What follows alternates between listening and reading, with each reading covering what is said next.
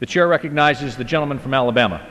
Thank you, Mr. Speaker. Mr. Speaker, I yield myself 4 minutes. The gentleman is recognized for 4 minutes. Mr. Speaker, I rise in strong support of the Jobs Act and urge my House colleagues to approve this bill with an overwhelming bipartisan support. This is a legislative package that we believe will help jumpstart our economy by creating new growth opportunities for America's small businesses, for startup companies, and for entrepreneurs. As chairman of the Financial Services Committee, I'm happy to report to the House that the Jobs Act is comprised of 6 bills that originated in our committee and were approved by the committee. I'm also proud that these 6 bills received overwhelming, strong bipartisan support in our committee.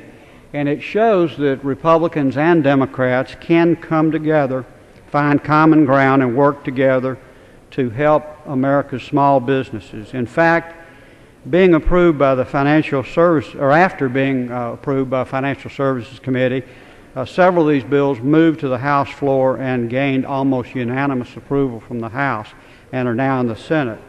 Not only do these measures have support from Republicans and Democrats, but we received a letter, and I think I have a copy of that letter, from the President this morning in March 6th, endorsing this legislation, strongly endorsing it.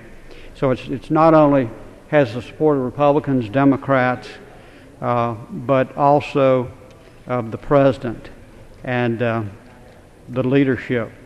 A consistent observation I think I've heard and many others have heard is that from our business community is that the federal government is making it hard for them to expand and hire new workers with all its new regulations, mandates, and spending, as well as those not so new regulations.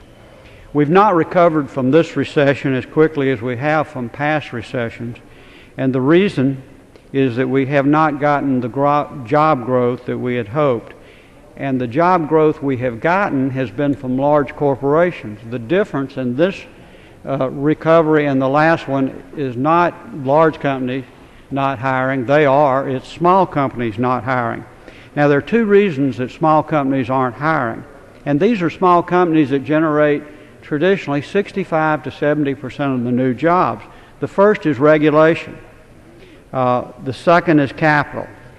It's harder for these companies to get traditional bank financing. We all know that. We've talked to bankers. We've talked to small businesses.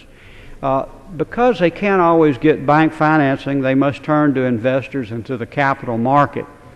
And these bipartisan measures will make it easier for them to do that.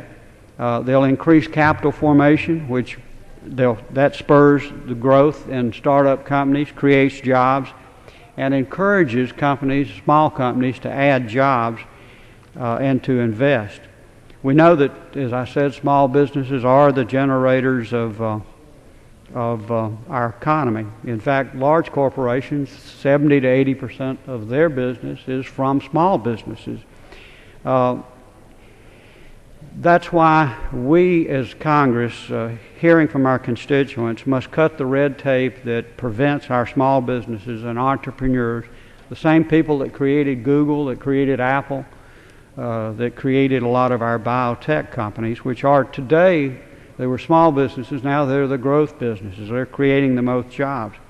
And this legislation will give them the freedom to access capital, to hire workers, and grow jobs. I want to commend, and I want to talk about just one of these bills, and that's the bill that came out of our committee with strong bipartisan support. And I want to commend 3 gentlemen, the gentleman from Tennessee, Mr. Fincher, the gentleman from Delaware, Mr. Carney, and Mr. Himes, who crafted it.